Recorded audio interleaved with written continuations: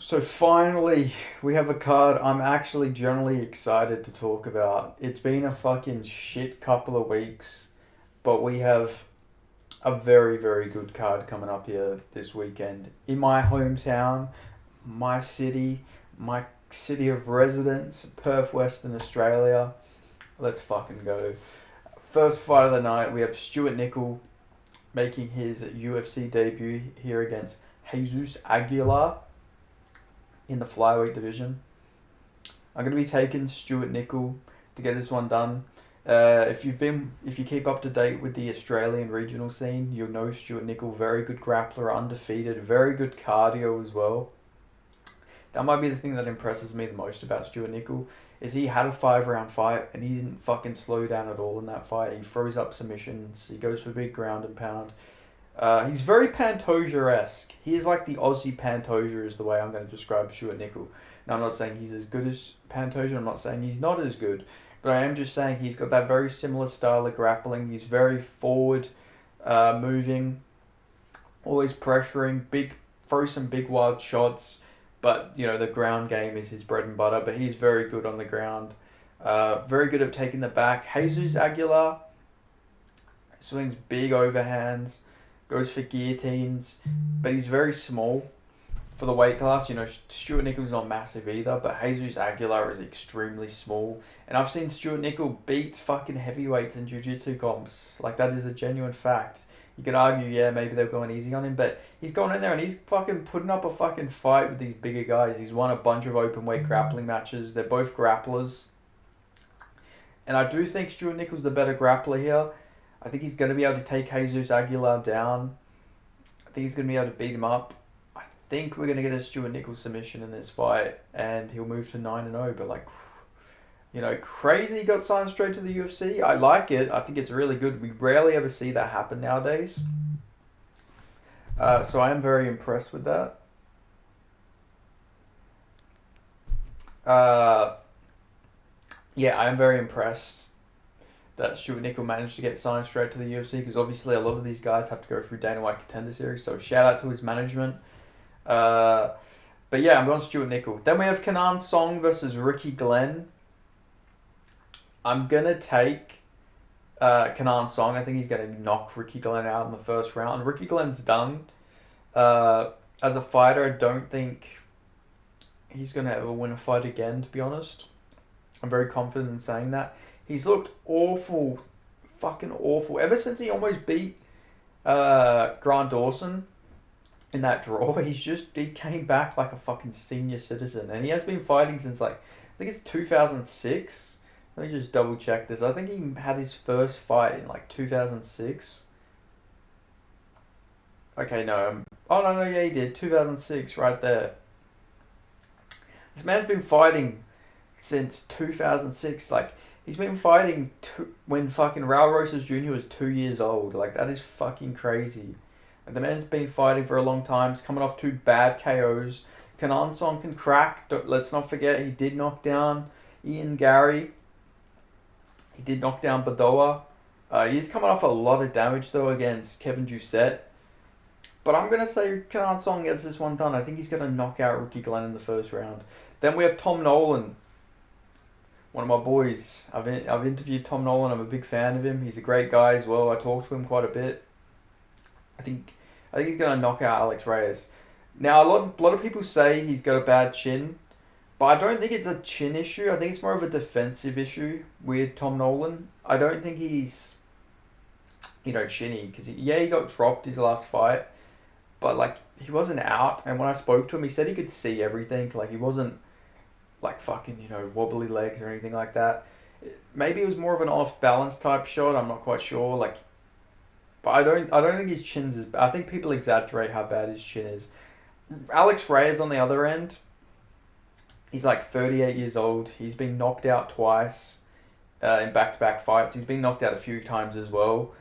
I think he's done. He also got knocked out by Mike Perry in 2016 or something like that. He had a long layoff before he came back and got chinned by Campbell. 2017, my bad. After that, he had a really bad back issue. and he didn't look that good against Charlie Campbell. He got beaten up badly, took a lot of damage. 37. He's another guy who's been fighting since 2007, sorry. So almost 2006. But yeah, he's been fighting for fucking a long time. He's taken a lot of damage.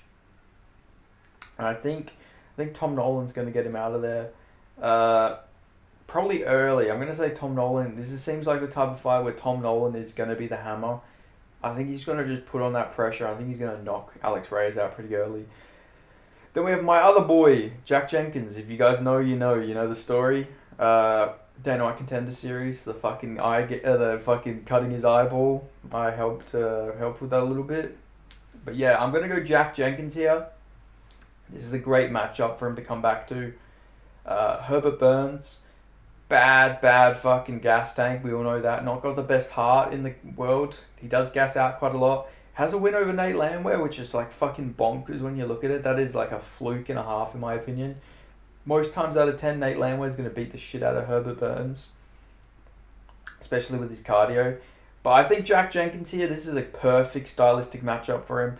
Very similar to Rod Costa, except Rod Costa has better cardio and a better chin than Herbert Burns.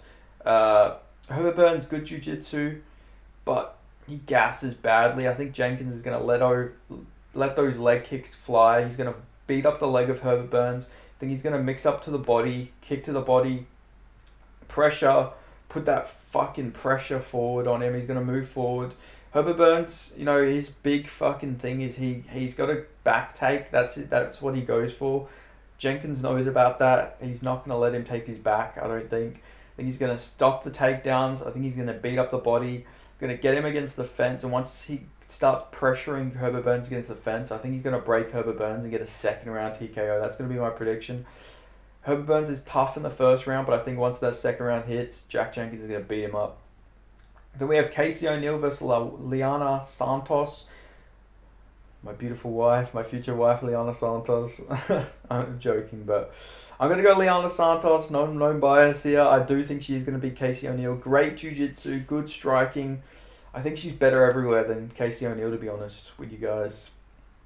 Casey O'Neill's got a weird striking style. Like, I don't know, like, if you could say it's good or bad. Like, she lands a lot of shots, but it seems like a lot of it's, like, she's not really putting much pop into her shots. Like, she's not sitting on her punches. The weird style is striking, in my opinion. I think Liana Santos has the better grappling. She's got good jiu-jitsu. I can just see Liana Santos hip tossing Casey O'Neill, getting the armbar or getting the back and subbing Casey O'Neill. I think she's going to get her out of there, though. I really do rate Liana Santos. She's looked amazing. And I don't just mean physically. I mean in her fight, she does look very good. She's a very good athlete. Well-rounded, like I say. I could see her having success on the feet. I mean, Jennifer Maia did box up Casey O'Neill as well. So yeah, I'm going to take Liana Santos by submission here. Then we have Josh Kalibau versus Ricardo Ramos. This is an interesting fight. Ricardo Ramos is one of those weird fighters where he'll look good one fight and then look bad the next. He's coming off that Julian Erosa submission loss. Then he got subbed by Charles Jourdain. He did beat Danny Chavez, but then he lost to Zabura. Beat Bill Algier, which ages really well. Got knocked out by Lerone Murphy. Got knocked out by Sedna Magomedov. So, if he loses, it's almost always a finished loss besides the Zabura fight. I think this is a pretty good stylistic matchup for both men. I don't think this is going to be a fight where either guy goes in and runs through the other, but I do like Josh Kalibau does have a lot more output in his fights. He's got a lot of power. I could see him dropping Ricardo Ramos and maybe banking rounds like he sort of did against Sting at Do Hu Choi. No, not Do Hu Choi. What was his name again? Sorry. Sung Woo Chu. Sorry, I was thinking of the Korean Superboy Sting. But yeah, I think Josh Kalibau can mix up a lot of good shots, maybe to the body as well. Because I remember in a fight, Ricardo Ramos was a bit weak to the body. He also cuts a lot of weight as well. Ramos, he's missed weight at featherweight, even though he was a former bantamweight. I think Josh Kalibau will get him out of there. So I'm going to go Josh Kalibau. Second round TKO. Maybe even a fucking club and sub, but I'm going to go TKO after a back and forth first round. So yeah, I'm going Josh Kalibauer. Then we have Junior Tuffa versus Volta Walker. This is an interesting one. Junior Tuffa had a pretty bad go of things his last fight. He got fucked over royally. Took a fucking one day notice fight against Marcos Rodrigo de Lima. Stepping in for his brother Justin. And, you know, he definitely wasn't prepared for a stylistic matchup like that. Yeah, he was meant to fight Carl Williams, but that's just a completely different guy. De Lima fucking kicks heavy, got good jiu-jitsu. And yeah, it was a tough fight for him to take. Knocked out the GOAT though, Parker Porter. You always got to respect someone who goes in there and chins the fucking GOAT, Parker Porter. And then you know that Mo Usman fight where he arguably could have won that on damage. Volta Walker looked awful his last fight. He generally looked fucking horrible. Gassed out really badly. Just kept slowing down. I think this is a fight where we get a Volta Walker first round where he maybe looks really good. Maybe we see a lot of takedowns, some grappling out of Volta Walker. But then I think this is a fight where we see Junior Tuffa just take over and maybe get a decision, maybe get a late finish. I'm going to go decision though. Actually, no, Junior Tuffa's a finisher. We'll go second round, third round, TKO. I could see if I have to pick a specific round, we're going to go second round. I could see Junior Tuffa getting like a flying knee or something. People who don't know this, but he's got some good fucking knees. He's had some flying knee finishes, or at least sequences to a finish. I think he can beat up on a gassed Volta Walker and get him out of there. So I'm going the tough again, Junior Tuffa, to get this one done. Then we have Jianglong Li versus Carlos Prates. Interesting fight. The Leech coming back after a long layoff. He's had a lot of back issues. He's an older guy. Good chin though. Never been knocked out, but he has been dropped. Maybe he's going to have some PTSD as well. He's going to be fighting in Perth. Last time he was in Perth was when Jake Matthews beat 7 shades of shit out of him. Dropped him fucking 3 times. Almost subbed him. Had to eye gouge Jake Matthews. Yeah, that was just a brutal beatdown by Jake Matthews. And that was the last time the Leech was here. And it was in the same arena. It was in the RAC arena. So maybe the Leech is going to come here. Have a bit of fucking PTSD. But I am going to take Carlos Prates here. I know he starts a little slow in some of his fights, but once he gets going, it's pretty fucking hard to stop him. I don't think the Leech is going to chin him. I think Carlos Prates is going to get going early in this fight. I think he's going to kick up the body. The Leech is very hittable. I don't think the Leech is going to come in there and grapple, especially after a big back issue. I think Carlos Prates is going to beat him up. But I am going to go decision. I think Carlos Prates won't finish him, actually. I'm gonna say Carlos Prates puts on a really good show of skill in this fight, but I don't think he's going to get the finish. The Leech is older, I know, but he's very fucking tough. Very good chin. You know, he only ever gets subbed. I don't think Carlos Prates is going to go in there and fucking sub him. So yeah, I'm going to take Carlos Prates by decision in this fight. Then we have Tai Tuivasa versus Jairzinho Rozenstruik. This is an interesting fight where I don't think the underdog pick of Tai Tuivasa is actually a bad one. To be honest with you guys. Sorry, my leg's going numb. I've just been sitting here, not moving. Honestly, this is a fight where I can see a Tai Tuivasa win. He doesn't have to worry about being grappled. And yeah, he's on his 4-fight losing streak. But those guys would beat Jairzinho Rozenstruik as well. Like, 2 of them have. Garn has beat Rozenstruik. Volkov has beat Rozenstruik. I think Pavlovich would beat Rozenstruik as well.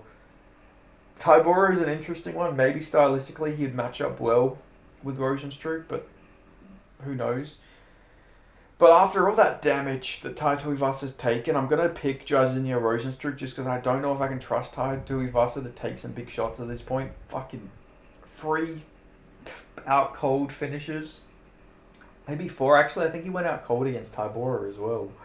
Like, he got dropped by Volkov. He got brutally beat up by Volkov.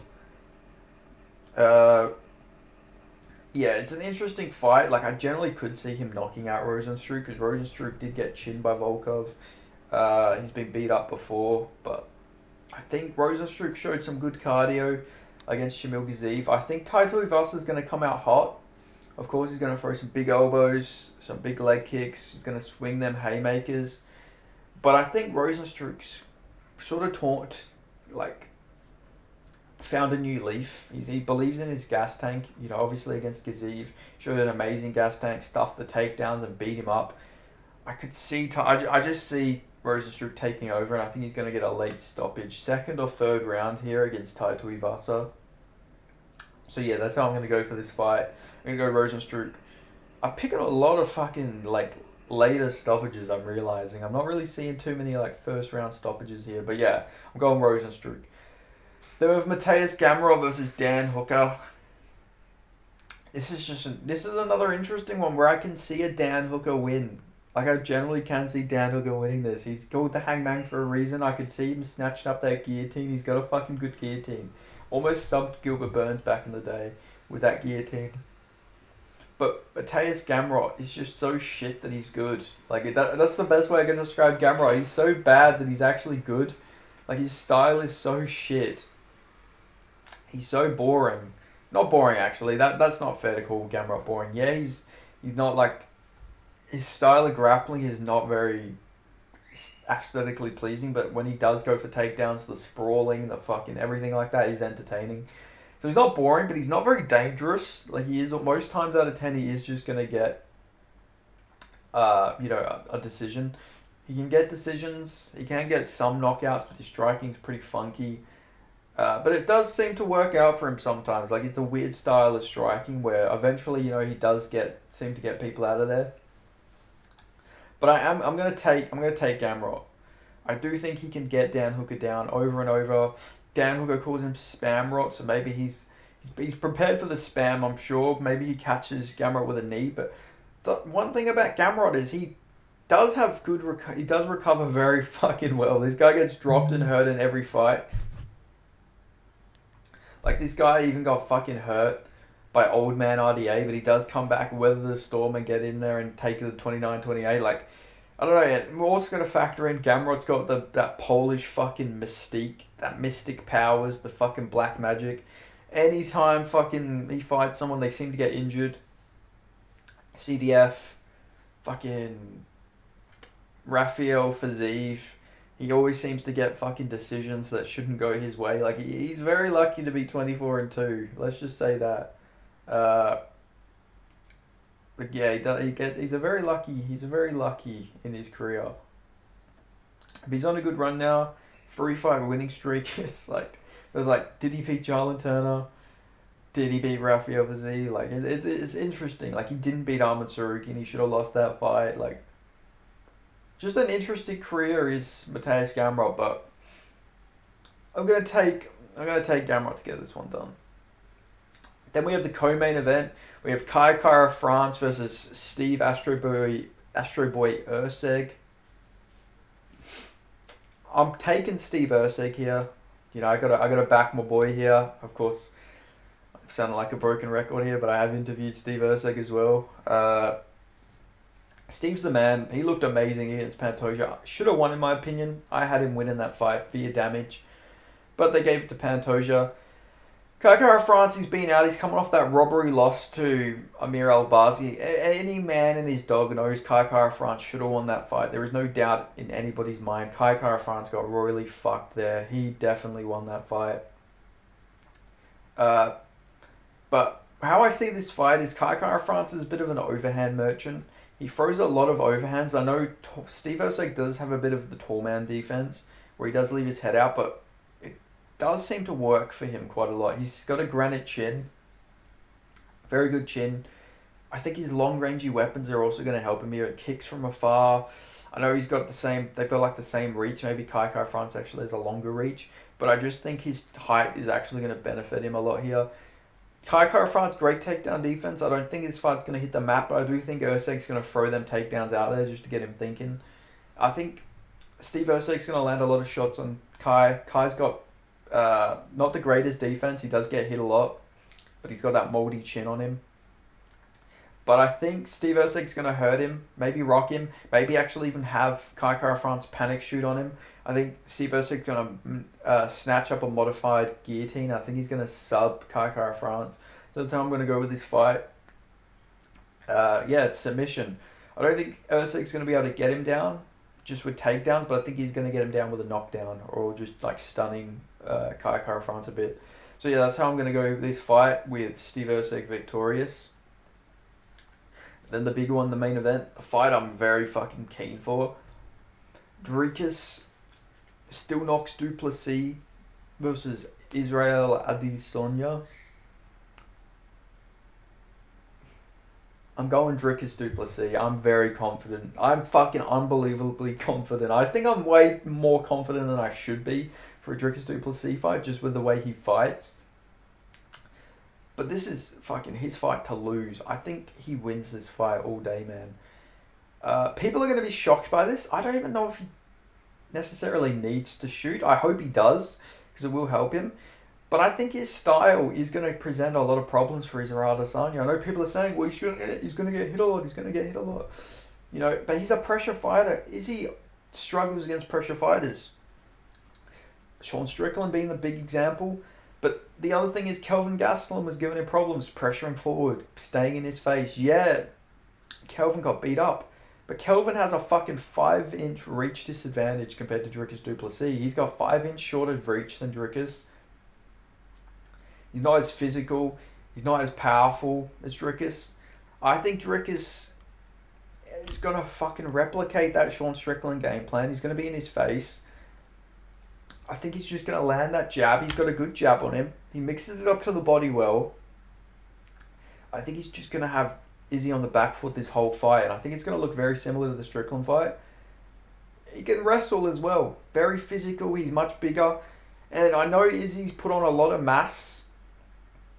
You know, Izzy's looking a lot bigger than he normally does. But I actually think that's going to be to his detriment. I think that's going to fuck him over here because Perth is a little bit different to the rest of the world when it comes to the hydration. You have a less of a window because we are catering to the American time zone here.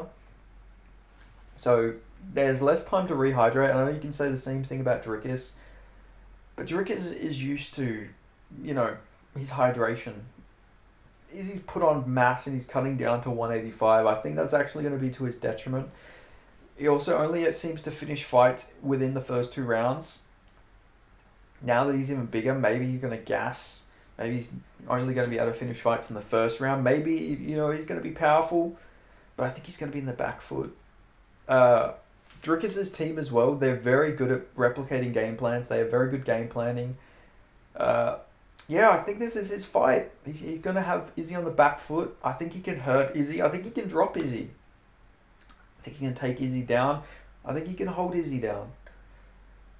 Body kicks are going to be key here. I think it's going to look very, very similar to the Jan Blachowicz fight. Honestly, that's if I had to pick out of the 3 losses, I think it's it's going to be more replicated of the Jan Blachowicz fight than the Strickland or Pereira fight.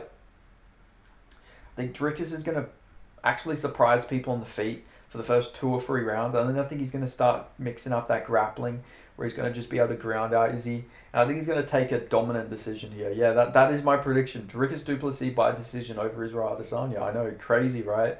Everyone seems to be picking Izzy, but I can't pick Izzy after that Sean Strickland fight. I don't know if he's ever going to win again. That is one of those Tyron Woodley versus Kamaru Usman type losses where it's like, do I ever fucking pick this guy again? I don't think I can. Until I see him win, I'm not going to pick him. I just can't. It seems like a bad matchup. I know Dricus is very wild, but there is a method to the madness. And technically sound fighters, he's a nightmare for them types of guys. Like a Robert Whittaker, even Darren Till to an extent. I don't know, it's weird. Even knowing he had a scrappy back and forth fight with Brad Tavares, that makes me weirdly more confident in Dricus here. I know that sounds fucking crazy to say. But the fact he had a fight like that where he's like constantly moving forward, he looks gassed, but he's just constantly moving, throwing big shots, landing, he breaks him a little bit. I like that. I really do like that in this fight against Dricus. I think he's got more of a dog in him. No pun intended, considering the whole dog gate stuff with Izzy, but yeah, I don't know. I'm taking Dricus Duplessis here, man. I fucking think he's gonna get this one done. I could see a submission or a KO, but I don't know. I think we're gonna get this decision here, but I think Dricus is gonna make it pretty clear. It's weird though. I know Izzy's like this great striker and everything like that, but I really do think Dricus can win on the feet. Weird, I know. Body kicks, his jab, he's got a very good jab.